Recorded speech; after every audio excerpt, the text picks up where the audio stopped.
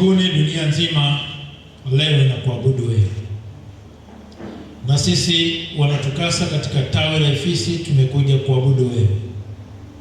Kama ambavyo unawaangalia watoto wako kwa huruma katika dunia nzima, tunaomba na sisi ukatuhurumie, ukatusamehe dhambi zetu, ukatupokee jinsi tulivyo leo kwa jina lako Yesu. Amina. Fungua pamoja nami kitabu cha Luka 15 mstari wa 18.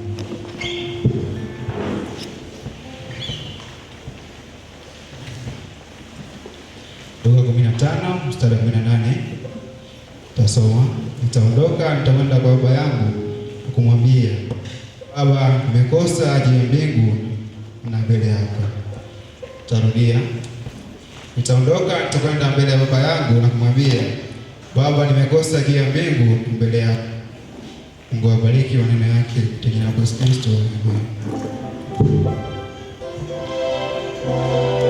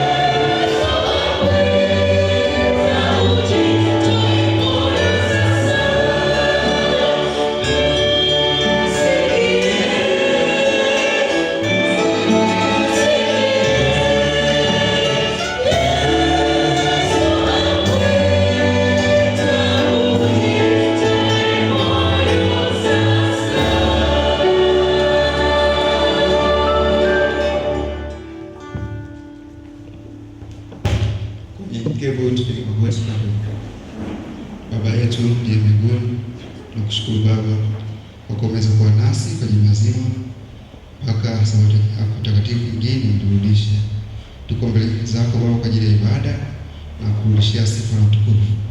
Kila mmoja aliye katika ibada hii, naomba Baba akapate kuruhusu ukae pamoja naye. Ruhusu Roho Mtakatifu akae pamoja nasi katika ibada ya leo. Na tunamkabidhi kwako mtumishi wako Pastor Mamboneke uliyemwandaa kwa ajili ya kutulisha neno lako la uzima siku hii ya leo. Mwenyezi Mungu, teka mawazo yetu ukapate kutulisha kile ulichokusudia leo tukipata watoto wako. Tunaitwa kuja kwako Baba, na Baba pamoja nasi. Shughuli nzima tutakaendelea baadaye Baba, na Baba kapate kuwa nasi na kutuongoza hata mwisho ibada hii ya leo. Tunakuomba kwa pamoja nasi na hata ambao hajafika popote pale walipo na kufanya ibada, na Baba kwa pamoja nao, na tunakuomba kwa jina la mwana wako Yesu Kristo. Amen. Nasema mheshimu Bwana kwa mali yako na kwa malimbuko ya mazao yako. Nitarudia. Mheshimu Bwana kwa mali yako na kwa malimbuko ya mazao yako yote, ndipo ghala zako zitakapojazwa kwa wingi na mashinikizo yako yatafurika divai mpya. Bwana abariki neno lake kwa jina la Yesu Kristo. Amen. Baada ya sadaka.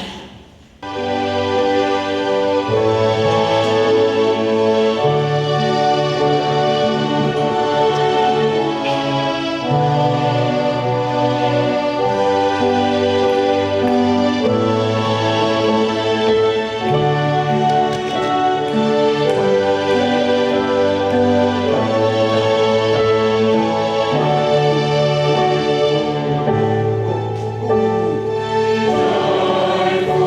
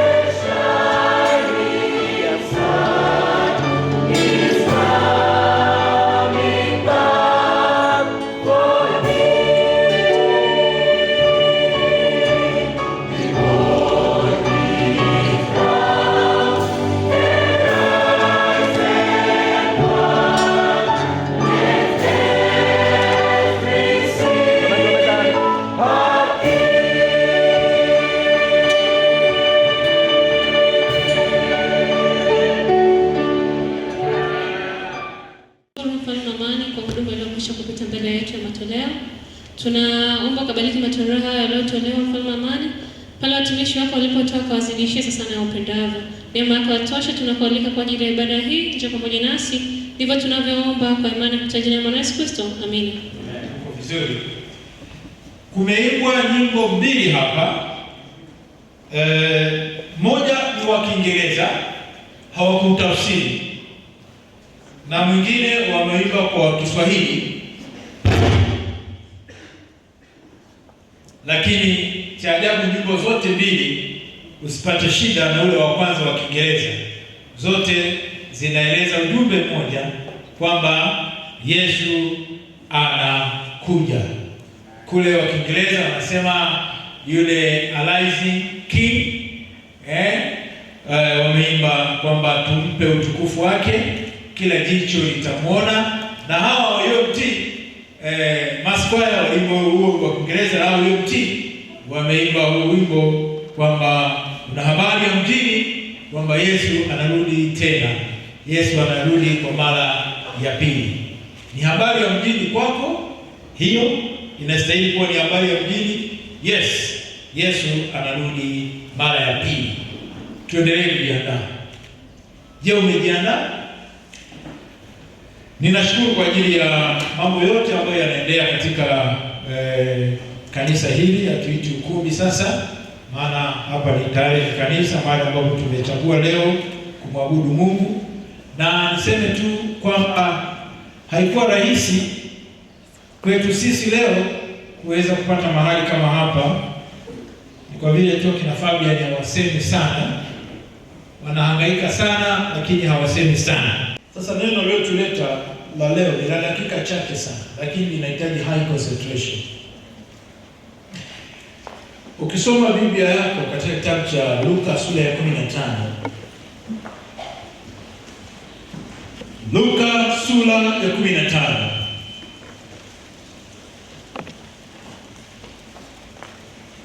Luka sura ya 15, tunapata kitu fulani hapo ambacho ni cha pekee sana. Tuombe kwanza. Baba, Luka 15 inaleta kwetu, kuna baadhi ya mistari tunataka tuielewe, twende tukapumzike katika mwendelezo wa ibada ya siku hii ya leo. Bila Roho wako Mtakatifu tunatambua sisi si kitu kuelewa neno lako, lakini akituongoza tunaweza tukaelewa kwa dakika hizi chache nini ambacho nataka tuambie siku hii ya leo. Kwa jina lako Yesu Kristo, amen. Biblia inaanza na Luka sura ya 15. Fungu la kwanza nasema, basi watoza ushuru wote. Biblia inasema wote. Kama mwana theolojia huwezi ukatulia na neno wote. Basi watoza ushuru wote na wenye dhambi. Maneno mawili, watoza ushuru na wenye dhambi. Kwa nini Biblia siseme watoza ushuru tu wote au wenye dhambi tu? Walikuwa wakimkaribia wamsikilize. Huyu si mwingine, ni Yesu. Walikuwa wakimkaribia. They are so much attracted with him. Walimkaribia wamsikilize wakiwa kimya. Fungu la pili, Mafarisayo na waandishi. Ni watu wa tofauti hawa. Mafarisayo na waandishi wakanung'unika. Wakati gani? Wakati watoza ushuru na wenye dhambi wanamkaribia kumsikiliza. Wengine hawa makundi mawili ya watu, Mafarisayo na waandishi, wakanung'unika. Na Biblia inasema walikuwa wananung'unikaje? Wakasema hivi, mtu huyu huwakaribisha wenye dhambi, tena anakula nao. Yani si kwamba anasema welcome, lakini anakaa chini, anakula nao. Kwa desturi ya Kiyahudi, kula na mwenye dhambi au na mtoza ushuru na maana kwamba una agree unakubaliana naye. Kwa Kiyahudi, kula na mwenye dhambi au na mtoza ushuru, ina maana unakubaliana nao. Sasa hawa watoza ushuru walikuwa ni watu gani? Sikiliza, hawa watoza ushuru wenyewe na wenye dhambi hawa, Yesu hakuwaita, ni wenyewe walivutika tu, walienda kwa Yesu, walimkaribia kwa sababu waliona ndani ya Yesu ambacho hawakukiona kwa Mafarisayo na waandishi wa Kiyahudi.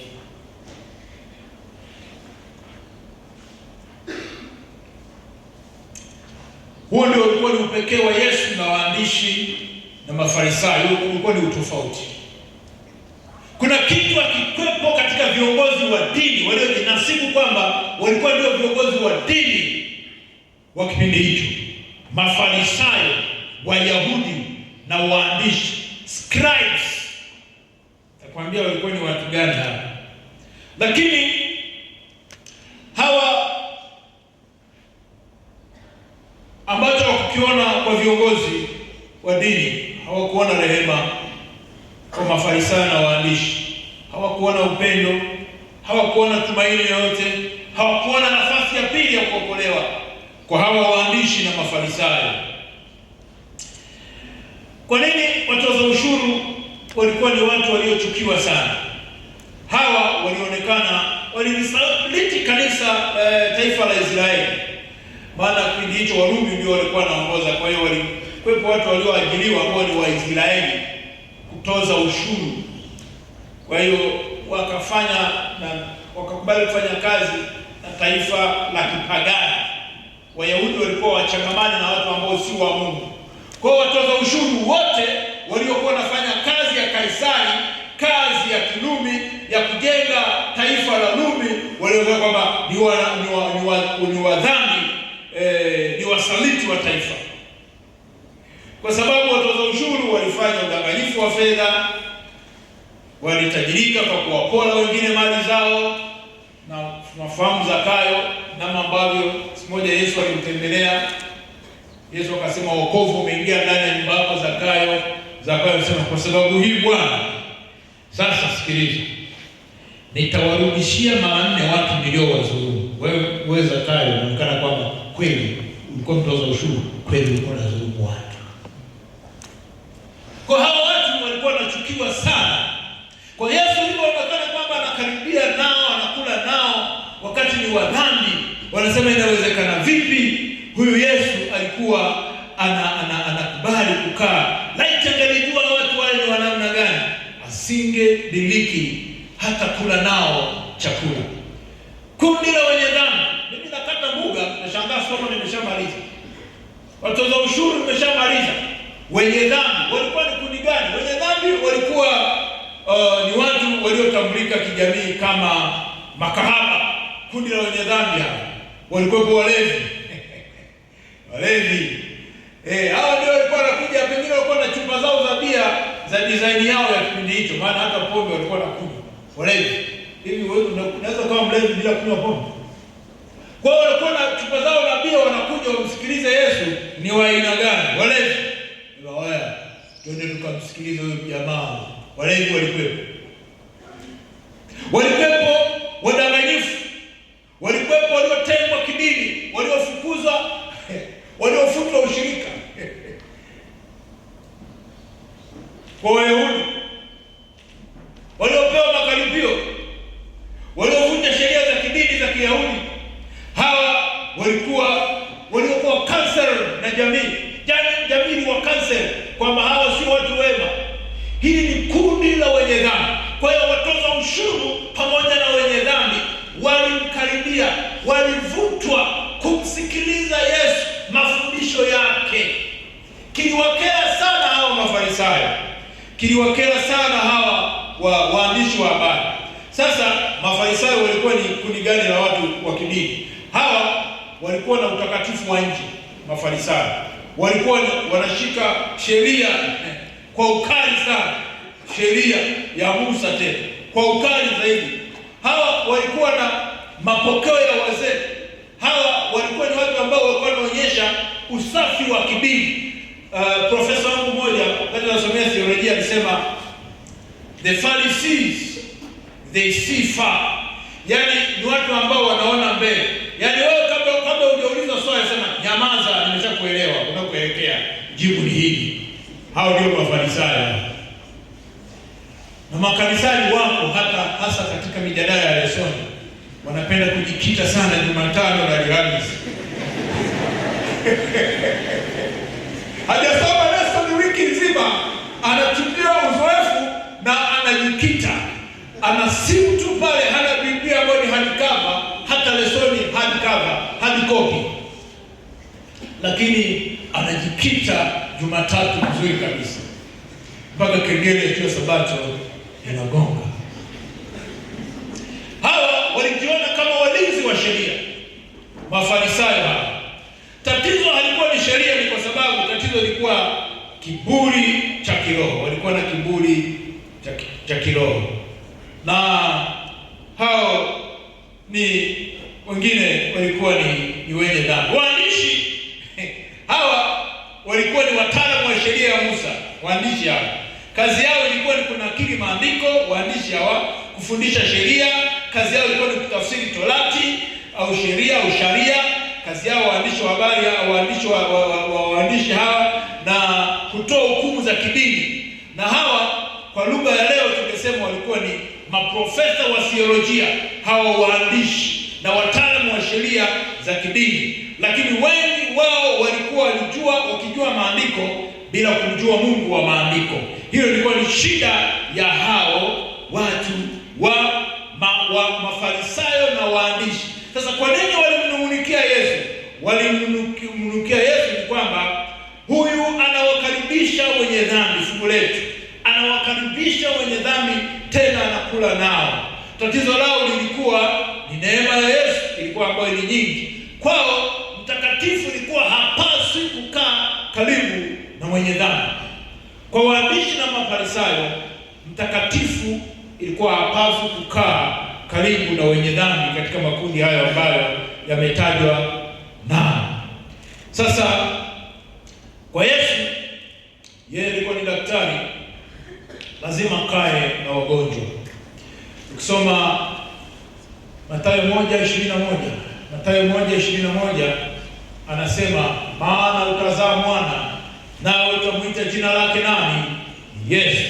Maana ndiye atakayeokoa wanadamu na dhambi zao. Kwa hiyo Yesu alikuja duniani kama tabibu. Kazi ya tabibu ni kukaa karibu na mgonjwa.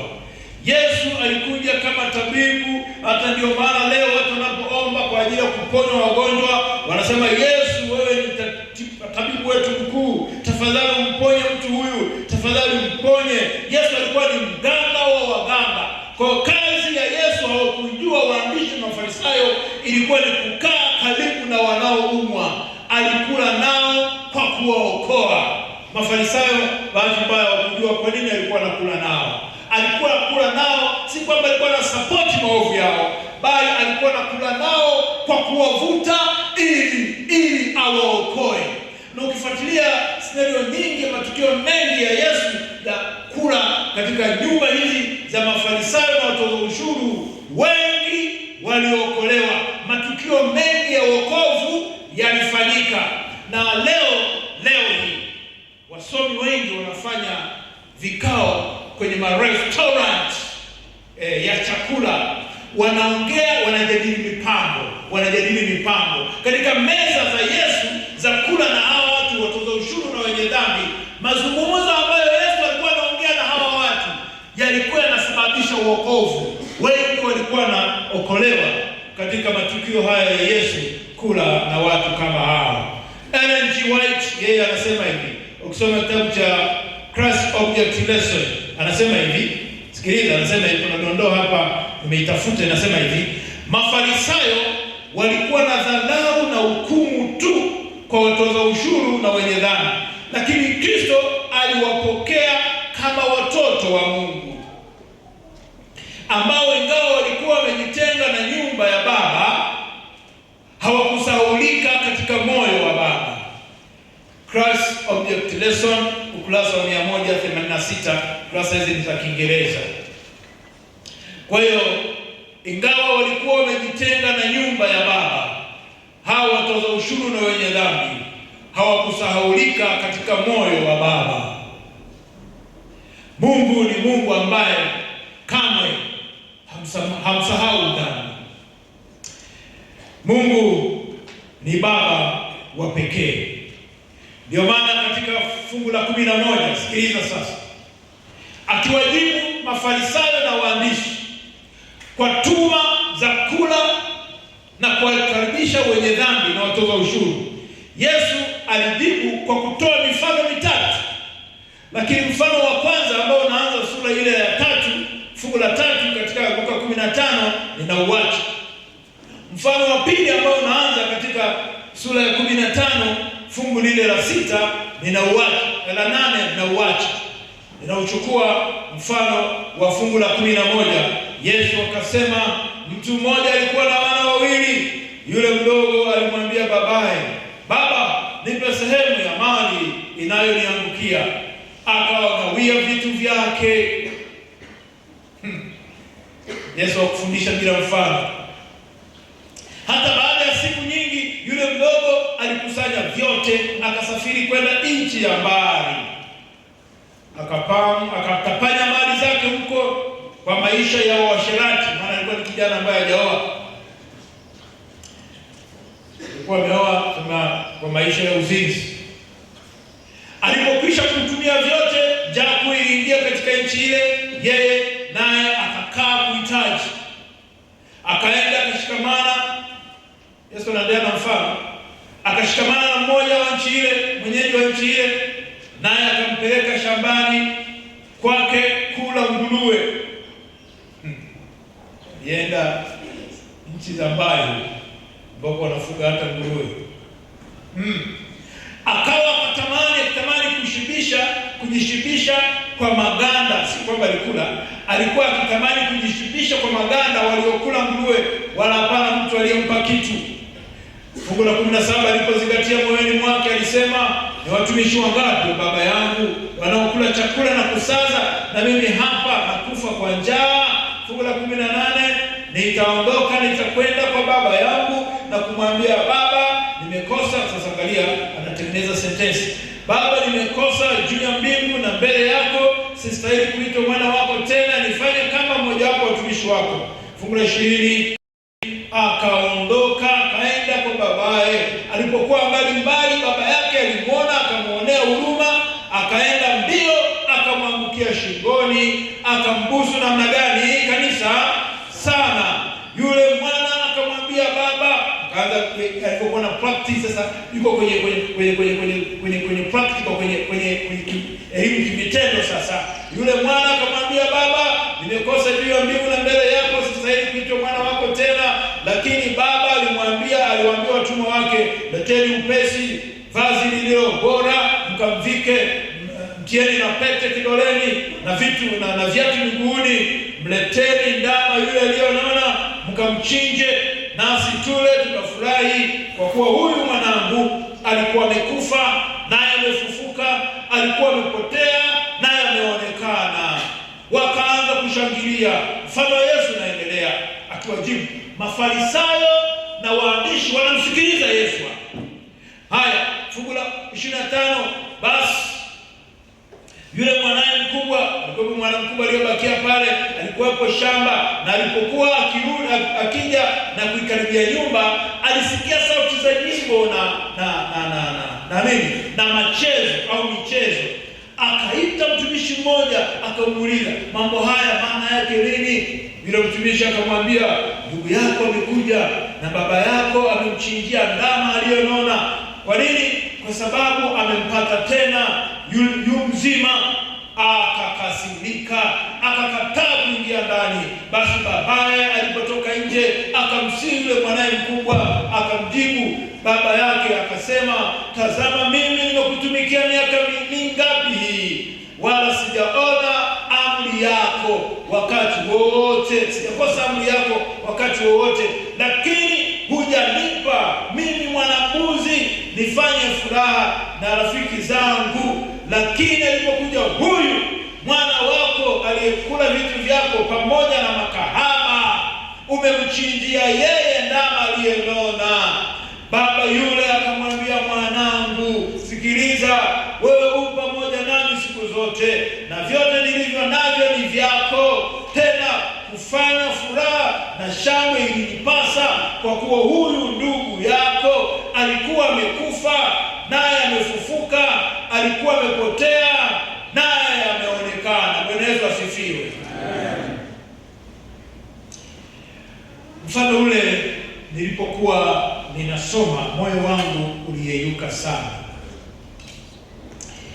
Nilipata picha kubwa sana na kitu ambacho leo kinaonekana ndani ya makanisa ya Waadventista wa Sabato. Yule mwana mkubwa aliposikia habari za yule mdogo wake aliyechukua alichonacho na kwenda kutapanya huko, amerudi na ameshafanyia sherehe kubwa, alafu yeye anatoka shambani amepigwa na jua, baba yake hajawahi kumfanyia sherehe kubwa kama ile, ilimuuma sana. Na nikajifunza vitu kadhaa, kwamba leo ndani ya kanisa sisi ambao ni Waadventista wa Sabato tumebatizwa. Kanisa hili la Waadventista wa Sabato ni kanisa linalokuwa, washiriki wengi wanaingia ndani ya kanisa, na wengine huko tumekaa miaka 10, miaka 3, miaka 6, tuna uzoefu na kanisa hili, na watu wanaongolewa na Roho wa Mungu wanaletwa ndani ya kanisa hili.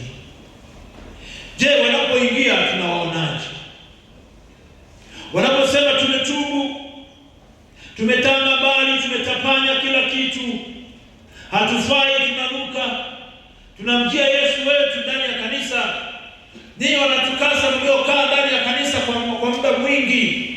Tunapoona hao watu wanakuja ndani ya kanisa, wamebatizwa kwa mahubiri ya Njombe Net Event, Dar Net Event, wanafunzi wenzetu, wanachuo wenzetu ambao ni kama mwana mpotevu, they have nothing, wanalia, shetani amewagaragaza, wengine ni wavuta bangi, wengine wameingia kwenye madawa ya kulevya, wengine wameingia kwenye kutoa mimba ovyo, wanajutia dhambi zao, wanarudi ndani ya kanisa, wanasema, Mungu, tumesikia habari zako kwamba unapatikana ndani ya kanisa la Waadventista wa Sabato.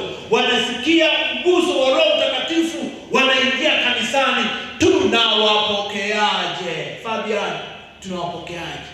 Yule mtoto akawa anasikia kila wakati pale nyumbani, nipe, nisepe, nitembee na mimi kwenye maisha yangu. Baba yule akaona kero hii, akaweka mkutano katika familia ile.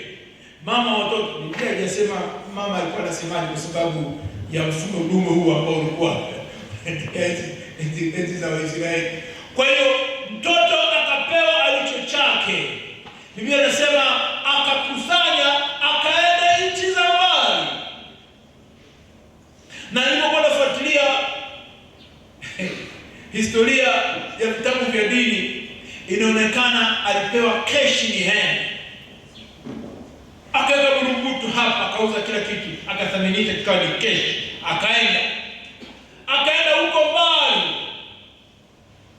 akaanza kutanua maisha, akaanza kula fedha na wadada, maisha ya kinini, wamesema pale kinini jamani, ya kuasherati.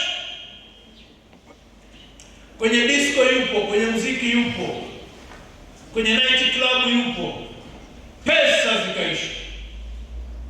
Biblia inasema akaanza kuhitaji, njaa ikaingia katika nchi, na yeye akapata njaa kali, akauza vyote alivyokuwa navyo, hata suti nzuri na viatu vizuri akauza, akawa anavaa mara plani.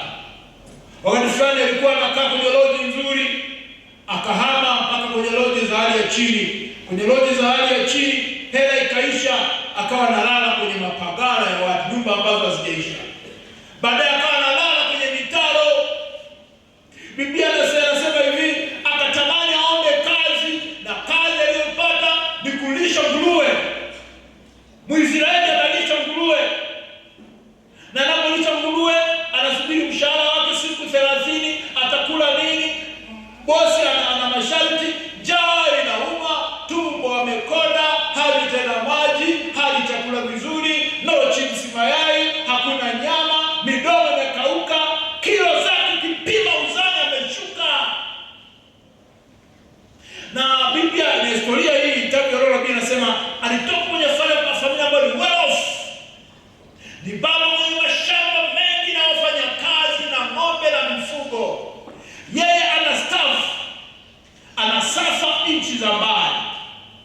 anatamani kula hata maganda ya nguruwe.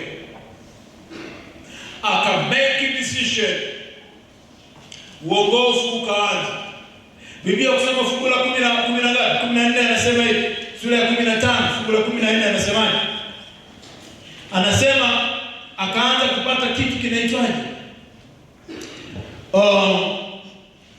Fungu la 14, alipokuwa amekwisha kutumia vyote, njaa kuingia nchi ile, na yeye akaanza kuhitaji, akaenda kushikamana na mmoja wa wenyeji wa nchi ile, alimpeleka kulisha nguruwe, akawa akitamani kulisha maganda yaliyokuwa ya nguruwe, wala hapana mtu aliyempa kitu. Alipozingatia moyoni mwake, alisema hivi, ni watumishi wangapi wa baba yangu? Alizingatia, inaitwa self awareness. Sikiliza, alizingatia, alijitambua. Toba inaanza kuonekana. Sikiliza sura au dalili za toba.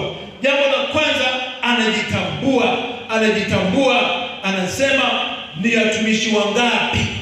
Alipozingatia moyoni mwake alisema, ni watumishi wangapi wa baba yangu wanaokula chakula na kusaza, na mimi niko hapa na kufa kwa njaa? Ni watumishi wangapi? Mimi naendelea nyumbani kule, chakula tunatupa jalalani.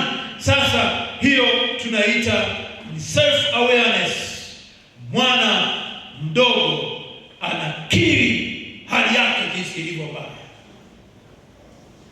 Sikiliza wanatukasa, huwezi ukaja kwa Yesu bila kukiri au kujitambua jinsi ambavyo unamhitaji Yesu, jinsi ambavyo ni mdhambi. You have to know yourself. Je, mimi nilivyo kama mwanatukasa hivi, uhusiano wangu na Mungu ukoje? La 18 anasema hivi, nitaondoka, ana make decision, nitaondoka kwa baba yangu na kumwambia, Baba, nimekosa juu ya mbingu na mbele zako, I'm nothing. Nitaenda. It was a strong decision. I will go. Nitaenda kwa baba yangu. Lakini anajiona amechoka sana. Lakini pamoja na hayo anafanya decision.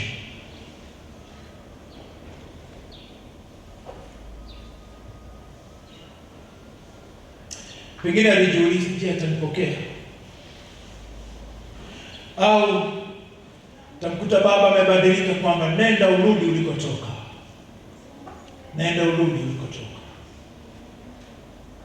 Katika familia nyingi hapa Afrika na Tanzania, nimeshuhudia binti mmoja alipata ujauzito. Baba yake anamsomesha kwenye chuo, amelipa fedha nyingi sana. Mtoto wa kike alipata ujauzito,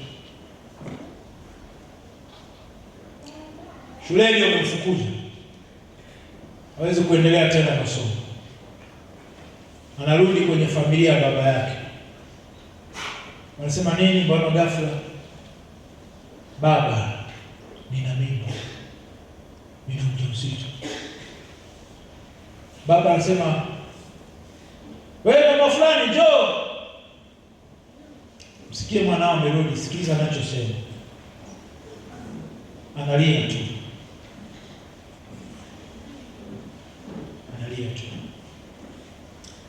Siwezi nikawaambia wanatukasa nini kilitokea, unaweza ukahisi. Huyu mwana anarudi. Dalili ya pili ya toba, kukiri. Dalili ya kwanza utambuzi. Dalili ya pili ni kukiri. Je, wewe leo unakiri una hali gani mwanatukasa? Fungu la 19 Biblia inasema,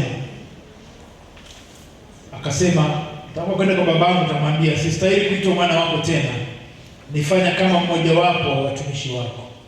Hiyo inaitwa ni unyenyekevu. Sistahili kuwa mwana wako tena. Yaani mtoto aliyezaliwa katika familia aliyekuwa anapendwa na baba yake, anarudi, amefanya maamuzi, amefanya kikao yeye mwenyewe, amefanya decision, ameamua yeye mwenyewe kwamba hataki kama baba anampokea asinifanye kuwa mimi ni miongoni mwa watoto wake. Anitreat kama watumwa. Amepoteza hali ya uwana, originality. Alijiona amekwisha, dhambi imemchakaza, yuko right off. Baba, nikamwambia baba, nimwambie hivi, nihesabie mimi, unihesabu kama watumwa unaponikaribisha hapa nyumbani. Pengine hata kwenye rumu yangu ndio iacha nzuri, usiniingize. Nilale kwenye mabanda ya watumwa wa shamba, vibanda wanavyolala watu wa mashambani wanaopalilia mizabibu. Nikawende nalala huko kwenye makembu, lakini niwe nimerudi kwa baba yangu. Toba, hatua ya tatu, kunaonekana unyenyekevu. Self awareness, kujitambua, alafu nakiri, alafu tatu, unyenyekevu. Nitamwambia baba, nifanye miongoni mwa watumwa wako. Jambo la nne la toba, sikiliza. Jambo la nne la toba, anasema hatua ya kurudi. Fungu la 18, nitarudi. Maamuzi ya kurudi. Ellen G. White, nilikuwa nasoma kitabu kimoja cha Tumaini la Vizazi Vyote, nilivyokuwa nafuatilia hii jambo, anasema hivi, kurasa 730, anasema hivi: katika hali yake ya taabu alikumbuka nyumba ya baba yake, alikusudia kukiri dhambi yake na kujinyenyekeza mbele zake. Unyenyekevu. Toba sio hisia tu, ni uamuzi wa kurudi. Niwaambie watu wa Mungu, unapokuwa umefanya dhambi, unatubu. Toba sio kufanya hisia tu, kuonyesha hisia, ni maamuzi kwamba ninarudi kwa baba yangu, nimemkosea huyu Yesu. Toba sio hisia, ni maamuzi ya kurudi. Ushirikiano kati ya neema ya Mungu na hiari ya mwanadamu, ile inatoa uamuzi wa kurudi. Fungu la 20, baba yake alipomwona, tunaelekea mwishoni sasa, akaondoka akaenda kwa baba yake. Alipokuwa angali mbali, baba yake alimwona, akamwonea huruma, akaenda mbio, akamwangukia shingoni, akambusu sana. Yesu anawaambia waandishi na Mafarisayo, usione ninakula na watoza ushuru na wadhambi. Kumbe Yesu alitaka waandishi na Mafarisayo wamwelewe Baba wa mbinguni jinsi alivyo. Kwa kisa hiki, baba yake alipomwona kwa mbali, alimuonea huruma, akaenda akamwangukia mbali, akamwangukia shingoni, akambusu yule mtoto wake. Yule mtoto wake akaanza kumwambia, wakati baba anaendelea kumbusu, fungu la 21, akaanza kumwambia, nimekosa juu ya mbingu Baba na mbele zako, sistahili kuitwa mwana wako tena. Lakini baba aliambia watumwa wake, wakati anaendelea kusema kutostahili kwake, leteni upesi vazi lililo bora, mvikeni, mtieni na pete kidoleni na viatu miguuni. Yaani yule mtu alikuwa amekuja hata hana nguo, amekuja na malapulapu. Wapendwa, dhambi inachakaza. Yaani amekuja aliondoka na viatu vizuri, pengine pea 4 au 5, anakuja peku peku, hana hata nguo, ananuka jasho, hajanywa maji ya dukani muda mrefu, maana yale ni bukubuku, hata buku alikuwa hana, pengine alikuwa anainama mtoni kama ng'ombe. Roho ya nabii inasema ni roho ya Mafarisayo inayojihesabia haki na isiyo na huruma kwa wenye dhambi. Kanisa linaweza likawa na makundi mawili leo ya watu: waliopotea kwenda nje ya kanisa kama yule mwana mpotevu, na waliopotea ndani ya kanisa kama mwana mkubwa. Unaweza kuwa ndani ya kanisa la Adventista wa Sabato kwenye system yake, lakini wewe umepotea ni mwana, unahesabika kama yule mwana mkubwa, umepotea ndani ya kanisa. Napohitimisha hili langu la siku ya leo, dhambi ni kujitenga na Mungu. Neema hutangulia kabla ya toba. Msamaha hutolewa kabla ya kustahili. Mungu hurejesha hadhi kamili kwa watu au kwa mtu aliyepotea. Kanisa linaitwa kuwa hospitali, sio kama mahakama ya Kisutu. Sikilizeni wanatukasa. Kanisa hili la Waadventista wa Sabato ni hospitali, sio mahakama ya kuhukumia watu kama mwana yule mkubwa.